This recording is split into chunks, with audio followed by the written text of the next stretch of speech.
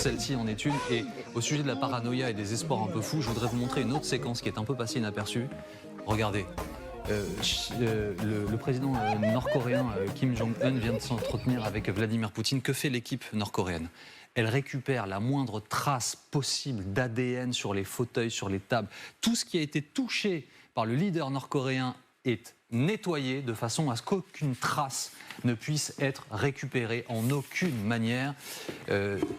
Il est souvent, le terme autocrate est souvent utilisé, dictateur aussi, ça nous dit quand même ça. On est dans la galaxie des autocrates. Oui, c'est un fantasme des gens de la toute-puissance, de vivre éternellement. Si on avait encore un doute sur le fait que ces trois hommes veulent rester au pouvoir à vie, eh ben là, il n'en est plus permis. Je rappelle quand même que Vladimir Poutine a changé la constitution pour pouvoir être président jusqu'en 2036. Xi Jinping, pareil, lui peut être président à vie maintenant. Puis alors quant à Kim Jong-un, alors là, c'est carrément une dynastie. Donc de toute façon, il sera au pouvoir jusqu'à la fin des temps. Mais heureusement, quand on voit ça quand même, qu'on se dit que l'élixir de jouvence éternelle n'existe pas.